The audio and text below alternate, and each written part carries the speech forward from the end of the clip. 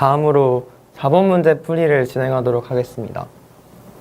4번 문제는 좌표평면 이제 위에 점에 있는 x, y에 대해 x, y가 각각 모두 20 이하의 양의 정수일 때 이 점을 지점이라고 부르고, 그리고 400개의 지점이 있죠. 그러니까 x가 1부터 20까지 가능하고 y도 1부터 20까지 가능하니까. 그런데 400개의 지점이 처음에 비어있고, 그 다음에 수영과 상일이 번갈아 가면서 빈 지점에 돌을 놓는 게임을 생각을 할 건데, 수영이 먼저 시작을 해서,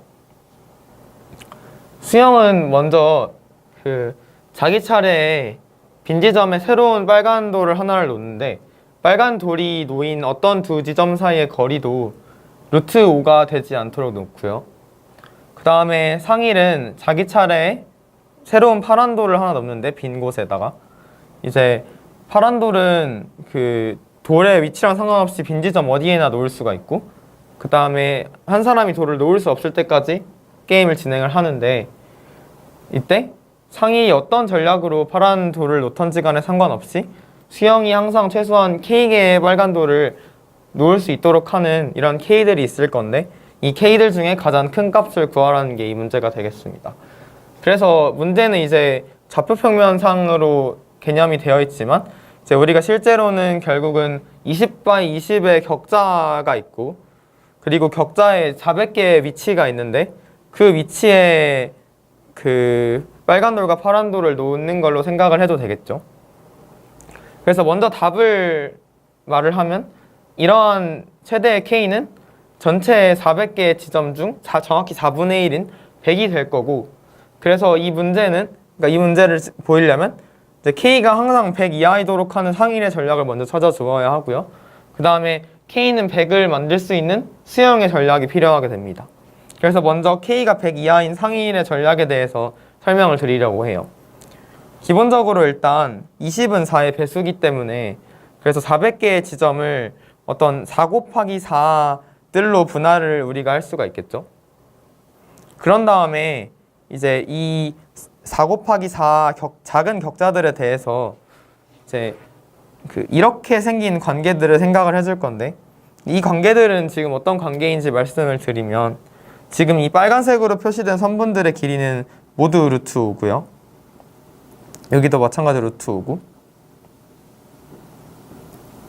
그런 다음에 이제 이렇게 생긴 모양이 있고, 이렇게 생긴 모양이 있고, 그 다음에 이제 얘를 좌우로 대칭해준 모양이 있고, 그 다음에 얘를 좌우로 대칭해준 모양이 있는데, 그리고 이 각각의 모양 위에 있는 이런 점들이 있어요. 그러니까 이 점들은 이제 문제에서 말하는 지점들인데, 일단 기본적으로 이 두 모양을 이제 이 두 모양과 그 다음에 이 두 모양을 좌우로 대칭한 모양을 생각해 보면, 이 모양들에 있는 점들은 이제 이 4x4의 점들을 모두 커버하게 돼요. 그러니까 조금 더 그림으로 정확하게 설명을 드리면, 여기 이렇게 4x4의 격자가 있는데, 그러면 이 두 모양과 이 모양을 좌우 대칭한 모양들을 생각을 해주면, 먼저 이게 두 번째 모양이죠. 그럼 이 모양을 좌우로 대칭하면 이 모양이 되고, 그 다음에 첫 번째 모양은 이 모양이니까 얘를 좌우로 대칭하면 이 모양이 되겠죠. 네, 그림이 복잡해서 잘 안 보이지만 일단 기본적으로 이렇게 하면은 4x4 격자를 가득 채울 수가 있고요. 그 다음에 여기서 상일의 전략이 무엇이냐면, 이제 이 각각의 모양에는 정확히 4개의 점과 4개의 선분이 있어서 이제 4사이클이 생기게 되는데, 그래서 상일의 전략은 이제 이렇게 분할된, 그러니까 400개의 지점을 이제 이런 4사이클들로 분할을 한 다음에, 그럼 4사이클이라는 건 지금 이런 식으로 A, B, C, D에 4점이 있고, 그 다음에 A, B랑 B, C, C, D, D, A가 이렇게 이어져 있는 어떤 구조인데, 기본적으로 이 각각의 4사이클 위에 있는 애들은 길이가 다 루트 5기 때문에 그 A, B에는 동시에 빨간 돌이 놓일 수가 없고, A, D도 마찬가지고, 그러니까 선분으로 이어진 위치에는 동시에 빨간 돌이 놓을 수가 없도록 지금 설계가 되어 있어요.